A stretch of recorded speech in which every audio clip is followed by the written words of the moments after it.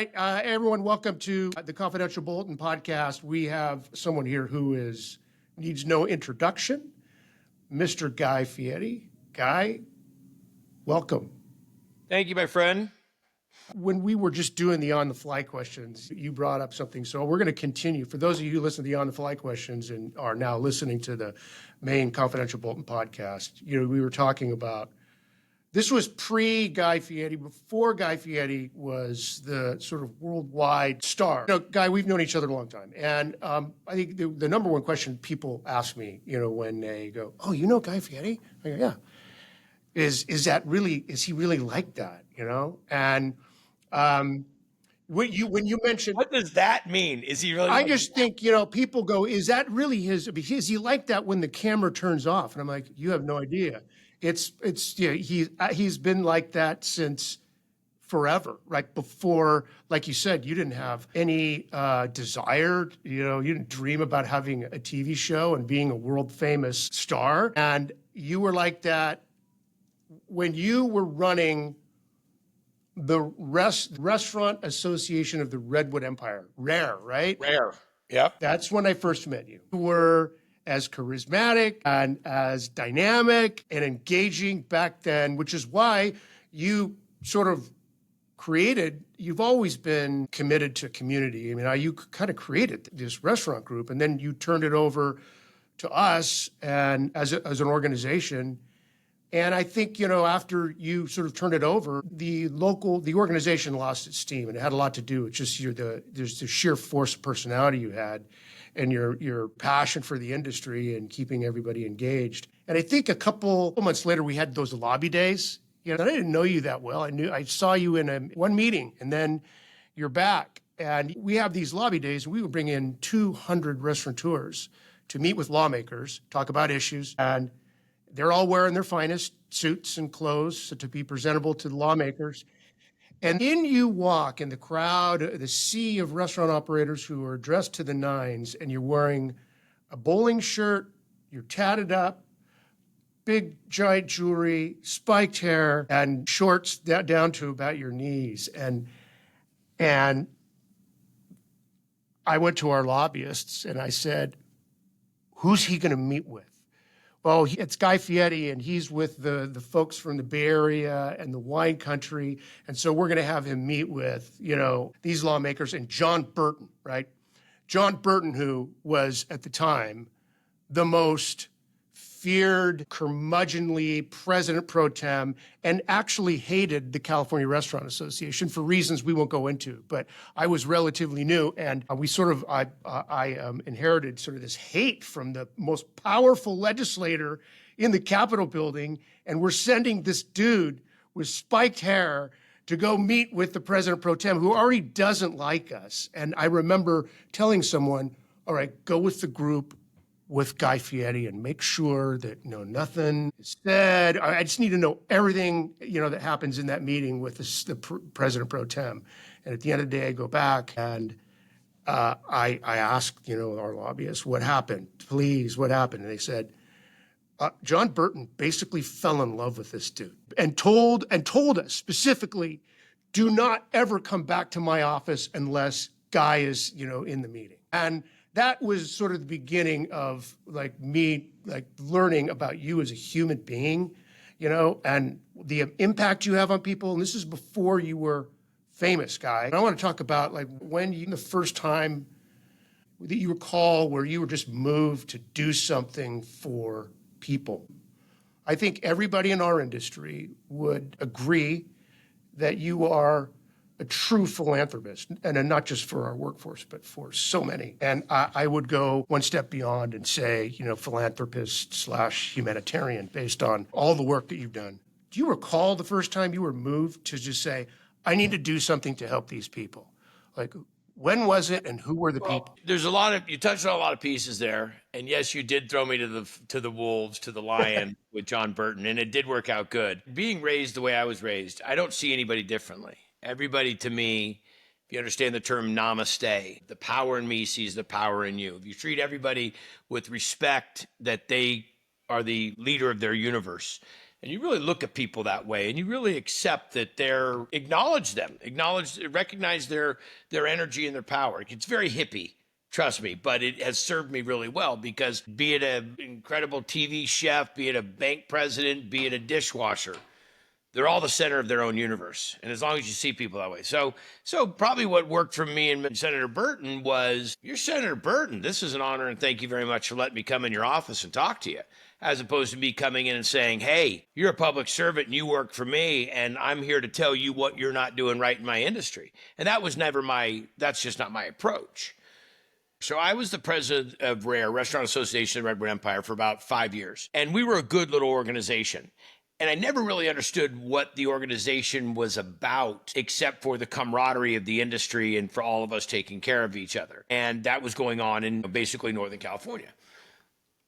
But I started to get a bigger picture. One, nobody wanted to follow me as president. No one was really interested in You're a hard act to follow. They're like, are you kidding me? You're going to follow this guy? I don't know that it was even that, as much as people just weren't, everybody was struggling in the business, and who's going to take a bunch of time to go run an organization for, so it just wasn't happening. And so I knew about the California Restaurant Association, but I didn't really get what was going on. So I came over and I met with John Dunlap. And that's when my eyes were really open. That's when you don't walk into a meeting with a predisposed opinion. That's what happens to people all the time, in my opinion, is you go in with these expectations or these opinions or these precedents, and then you really, either they don't get met, or you put up barriers, or you don't allow yourself to receive the information, whatever the case may be. So I just went to hear John Dunlap tell me what the California Restaurant Association does. And I just sat there like this. Like, absolutely, we need to be part of this. And then you came in and closed the deal and took all the money. But we were giving a bunch of money over. We were making an exchange. We were being absorbed by it. I pissed off people in the organization. But I said, listen, if you can't beat them, join them.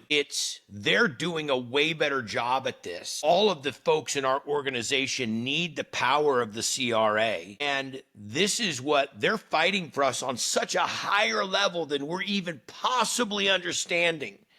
We're just sitting here just taking the shots that we're given. And if it wasn't for the CRA, long before you and me and Dunlap and everybody advocating the support for our industry, you think we're in a tough spot now, we would be in deep, deep problems. So once I started to understand that, I'm like, no, I need to be part of this. And then I sat on the Educational Foundation for quite a while. And that was another incredible aspect to recognize, because we need to, as I said earlier, when we went through those hot topics that I so quickly answered, mentoring and fostering and developing the future workforce for our industry. And that's what the Educational Foundation does such a great job of, supporting ProStart, which, congratulations, by the way, to California, taking first in culinary, third in management. Huge deal. Very big deal. I'm a big fan. I wrote my congratulatory email out. But, that's awesome. I'll tell you what it was. The first real big time, my parents are big philanthropists. They were going to tear down a building in our hometown of Ferndale because it wasn't earthquake retrofitted and it wasn't sprinklered. Big, huge building called the Fireman's Pavilion. And so many events were held there. It was like our community hall. And so my dad, you can hear the peacocks going nuts out here at the ranch. I had no idea what a peacock sounded like. Is that a peacock? It sounded like a cat. It's a screaming one. But anyhow, so my dad went to the sheriff and said, hey, listen, you have a lot of people that are incarcerated that are contractors. This is early, mid-'80s. A lot of contractors, plumbers. How about we do a work release program where you let them come down and work off their sentence, and they help us retrofit this building. And that building is still in operation and use in Ferndale today. So I always watched what my parents did and how much they got involved in the community. So when I opened my first restaurant, this is a great one, and I'll make it quick. We did the You got all day. You keep going. We did the first restaurant opening, and I was doing restaurants in LA for a restaurant company called Luis's Trattoria. Great concept. Learned a ton. A guy named Robert Kissinger was my mentor, still a dear friend of mine. And the thing was, we would do a community opening where we would raise money so everybody that came in would pay, $25, whatever, and we'd give all the money to, Boys and Girls Club. And then we would do a friends and family, and so the staff got a chance to kind of learn how things work, get the kinks out. Everybody does these, we call them soft openings in the business. So I got into town in Sonoma County to open up Johnny Garlic's, my first concept. And I went to this, I knew some folks at a radio station, and I said, I want to find a charity to help when I do this opening, and can you point me in a direction? And a good friend of mine told me about a group called Kid Street Theater, which was a program, an after-school program for kids kind of in the, not inner city of Santa Rosa. There really wasn't inner city, but it was a theatrical place and an artistic place and a place that really kind of brought things out of kids. And, kind of coming from my hippie background, I'm like, wow, I remember going to things like that when I was, in the 70s. So I went to the founder and I said, hey, I want to do this opening and I want to, make it about Kid Street Theater and let's raise some money. And she says, I got a better idea. Let's invite the most influential people in our community to this, guys from LA, because that's where we would come up from, even though I was from Humboldt. And we won't make them pay a thing. We'll just make them donate 8 hours of time working at Kid Street Theater. Not their assistant, not their significant other, them, the bank president, the construction company owner. So that's what we did. We said, you can come with a party of 4, but you personally have to come and have to spend 8 hours at the Kid Street Theater. So now you have electricians coming there and going, wow, what an amazing program. You don't have air conditioning. Then you have bank presidents coming in saying, wow, look at this. The kids don't have computers. Wow, look at this. And that program flourished, Jot. It gives me goosebumps to this day to even talk about it. It flourished to another level, incomprehensible. And it goes back to what my dad always taught me. Don't run down the hill, walk down the hill. And what we did is we took a very methodical approach towards it, and we changed hundreds, if not thousands, of kids' lives. And not just the kids, but the community members who got a chance to see something they never would have seen. But that's probably when I got the bug. That was the thing. And then there's so many situations from then on where I've been, philanthropy. My favorite thing to be called is first a great dad and a great husband. And the next thing I'd like to hear right after that is a philanthropist. That's my most gratifying thing that I have in my life. I love being a chef. I love being a restaurant owner. I love doing television. All that stuff is incredible to me. But I feel more at home and have a better, it's like what resonates the most with me. And I tell my kids all the time, please come take this company over so I can go do my real job. But I was just down in Mexico in January, and a little restaurant on the beach down where our house is burnt down. I'm down there for my birthday on vacation, and the restaurant burns down, and they have nothing. So I go to another restaurant that's closed on Tuesday nights, and I said, hey, can I borrow your restaurant on Tuesday night? They said, why? I said, I want to do a fundraiser for the restaurant that burned down. So I bought all the groceries. Not easy to buy groceries when you're 2 hours away from the biggest city. Bought all the groceries and put on an event for $50 a person for 150 people. And we did a little auction, and we raised $15,000 for this little restaurant in Mexico. And my wife says, you never step away from this. We're on vacation. Could you just give it a break? Let the rest of I said, no. That's what drives you. So that's when you were talking about the experience with inviting in all the VIPs to, put some sweat equity and, saving an institution, it gave you goosebumps. That's it. We can all do it, by the way. I mean, everybody, I think people limit themselves. I don't have any money. I don't have any time. Okay, use your social media. Be an advocate through social media. Send positive messaging out. Reference what's going on. Be the person that keeps an eye on stuff and send it out to your circle of friends about the fundraiser that's happening or something. We all have the tools and opportunity to make this a better place. not just in the restaurant business, in the world, especially in this country. And people just need to recognize their power, recognize that they're the center of their universe. And I know that gets deep and goofy, but empowerment is probably one of the things that goes back right to the beginning question you asked me about what we need to do more in the restaurant business is empower people. We need to empower people in the restaurant business. We need to empower people in the United States, in this culture. We could be anything and do anything we want. Just hard work, determination, mentorship, all that. You're going to get me on a roll now. I'm not going to shut up. No, that's what I want, right?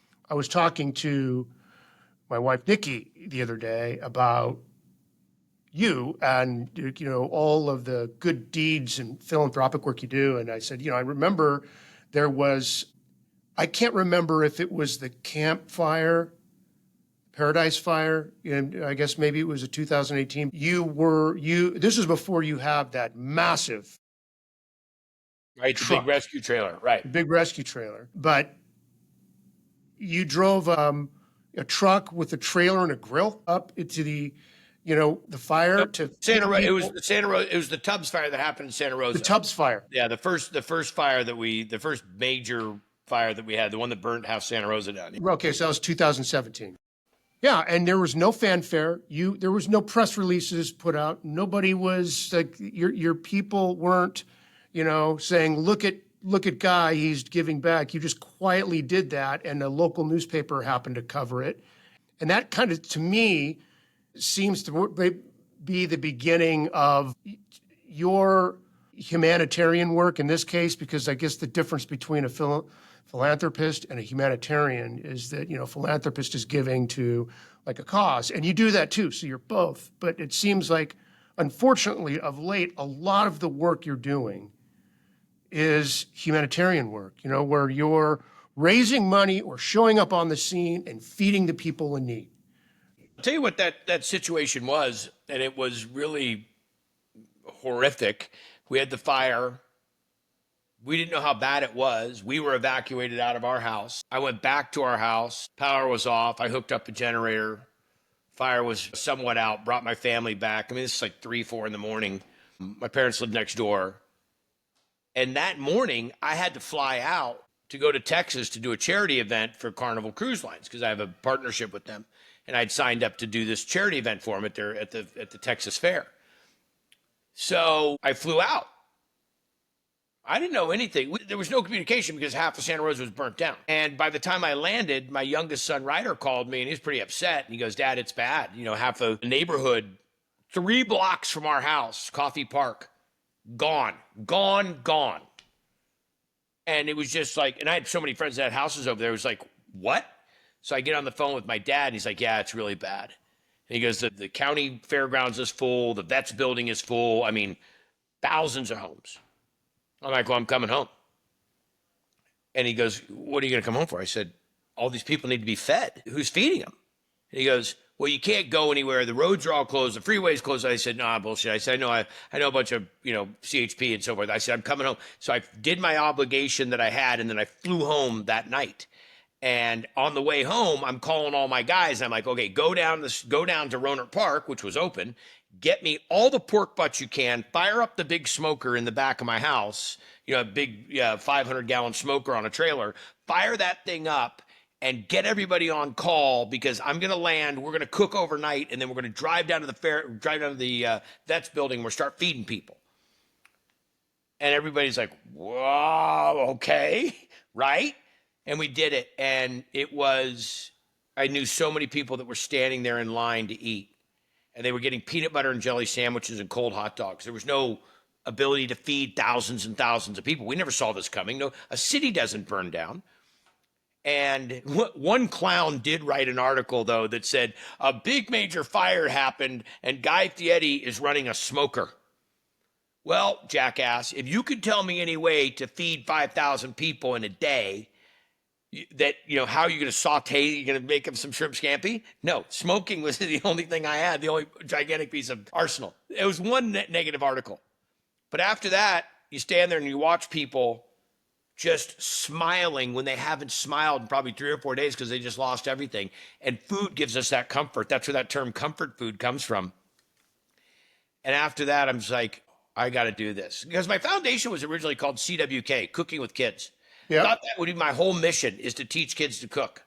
But I realized that the attention span on kids is tough. And there also was so much great social media that was available that kids were getting more of it out of YouTube and watching Food Network. It wasn't really. So I was looking for where I was going to start really putting my efforts.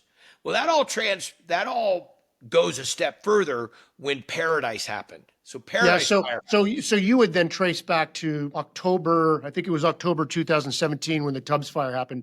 That was kind of like the first point where you were really sort of on the ground, in the mix, helping people who were We did a lot of stuff. We did a lot of stuff prior. I mean, we would always cook it at events and so forth like that. Yeah, but I'm talking about disaster.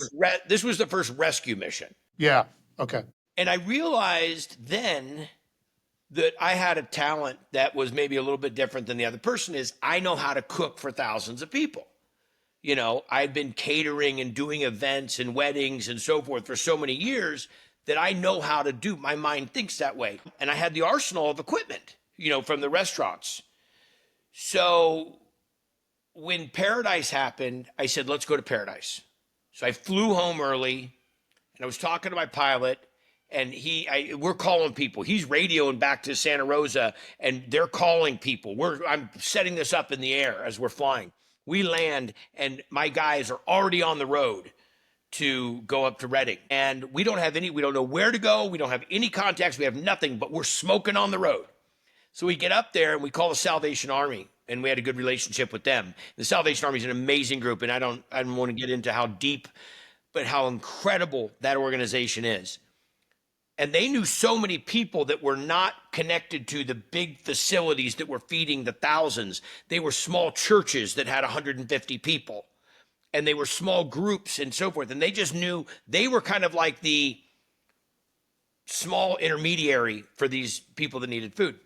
So we go up there, we're working with the Salvation Army, and I'm at the fire site in Paradise, and I'm watching all these first responders stand over by their cars. They're sleeping in their cars. This means that a sheriff from Riverside County drove to Paradise in his SUV to go help and slept in his SUV and ate ate granola bars and MREs. I said, come over here. I made all this food. Come over here and eat this.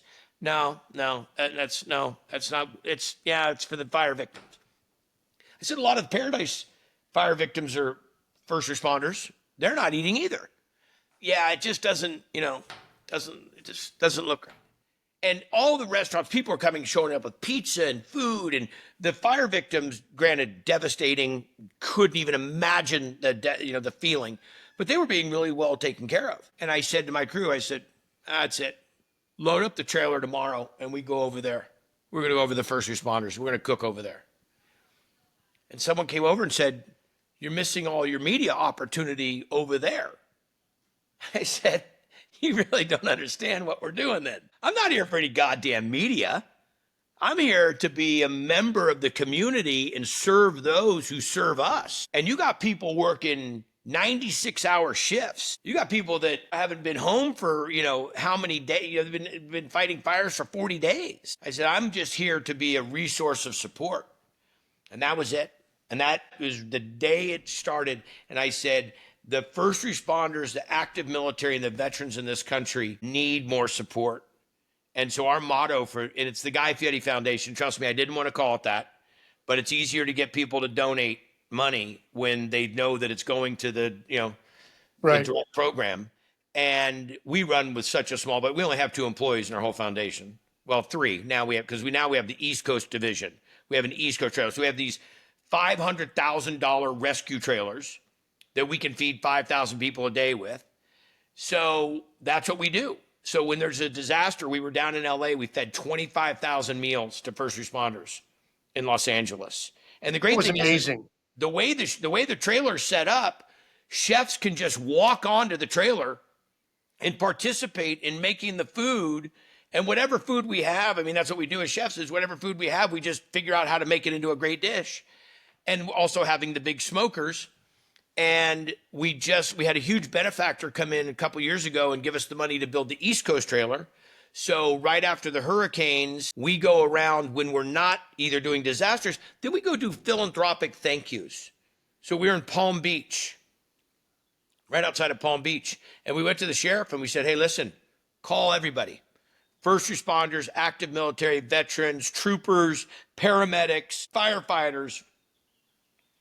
We're bringing the trailer. We're going to have lunch, bring their families, come down. We're just going to cook food and feed it to you, and you guys make a celebration and just be recognized as being the great people that take care of our community. And so when we're not doing the disaster relief, we just do that and make that our mantra of recognizing, serving those who serve us. So our good friend Carol Dover, who's the president and CEO of the Florida Restaurant and Lodging Association, I was talking to her the other day, and we were talking about the work you do, and I said, send me, what do you send me a comment on Guy Fieri, and she sends me this note saying, beyond the screen, his commitment to giving back is unmatched. Guy shows up every time. After Hurricanes Helene and Milton devastated our state last year, he helped raise over $100,000 for our disaster relief fund, supporting hospitality workers when they needed it most. His heart, hustle, and unwavering support continued to make a lasting difference across Florida and the nation. So that moment, right, when you were in paradise and you're like, I want to be part of the community here, your community is growing, right? And it's not just, the truck and, smoking the butts and serving them on buns that sounded almost like, that sounded almost inappropriate. Fantastic, John. We're in the restaurant business. There's always a double. That sounded a little inappropriate, but you know what I mean? But you're going beyond that because you're raising money. And I want to go back to the fires in LA, just, fairly recently, and how quick, you were to get on the phone and say, what can I do, right? And of course, the California Restaurant Foundation has Restaurants Care, and, so we were raising money, and we were looking for ways to, get some donors in so we could help the restaurant workers. And you called up, and like, what can I do? And you did amazing work raising money, feeding people, but you were also, kind of a fundraising force multiplier. Shannon Klingman, who I think everybody knows as the founder of Lume, the body deodorant company. We've all seen her commercials, right? She's amazing. And you say, not only that, I'm going to help out. We're going to, throw money in and raise money. I want you to call Shannon Klingman because she called me and said, how can I help? So it's almost like now other people in your orbit who are, big names are now looking at you saying, I know someone's going to do something about it and I want to do my part. I'll write a check, be a major contributor. And I just thought it was interesting that, you said, hey, call Shannon Klingman. And I'm like, who's that? He goes, the one who's on TV, Lume, the famous, company. I talked to what we talk about, Jot, with this all the time, and it goes back to that point I was just making a moment ago. You may not have the money, you may not have the time, but everybody's got connection. You never know who you know knows who you know you need to know. I don't think that's how the saying goes. My point is, I tell my team all the time, it's not what we're doing, it's the awareness we're creating. Because who walks down the street and sees the confidence in the law enforcement officer, the first responders in the fire truck, or the ambulance drivers, or the veteran or the military, the soldier in his uniform, and thinks they need help? They need a hug. They need a thank you. They need a recognition. They need consideration. People don't look at it because they're the ones that are taking care of us. It's like, how does it make you feel as a parent when you're having a bad day and your kid can realize it, we get to that age where they realize it and they come and sit next to you and they just give you a hug and you're just like, God, I needed that. The universe just said, and that's the same thing that happens is people don't realize they have the power to shift the paradigm. They can make a difference. So what we create inside of it is information. We create an opportunity to work and to be involved. You'd be amazed how many people come to volunteer And it's not just them volunteering today. They turn around that day and leave a $10,000 check and say, oh my God, this was the most enlightening experience. Again, giving me goosebumps. This was the most enlightening experience. I didn't know this is what you did. I didn't even know that we could do things like this. I didn't even know that that people needed this stuff. So I say to them, we're doing it on so many different facets. It's not just about putting meals in mouths. It's about raising awareness. It's about raising money. It's about offering support. It's about spreading the message. So yeah, you can't come to the event. You can't give us any money. You know what you can do? You can tell everybody about it. You could share the message of what's going on. You can give a positive report as opposed to passing on the negative shit and all the viral stuff that doesn't do anything for anybody. Get off, by the way, there's one message we give. Get off the negative energy and the negative shit. It just quit sending it around. It does nothing but degrade us. It just does nothing but rip the heart out of community. And is it funny? Yes, there's funny. There's this and that. But you know what? It has no place. And we need to be better than that. We are in the most difficult times in this world. We need to unify. We need to co-support. We need to believe in one another. We need to give people a chance. We need to quit being so, judgmental. And we need to realize that it's one chance, one go, one round. And you've got to make the best of it and quit being part of the problem. Sorry. I'll get off that soapbox. No, I love it, man. Stay tuned next week for part 2 of our discussion with Guy Fieri on Confidential Bulletin, brought to you by the California Restaurant Association.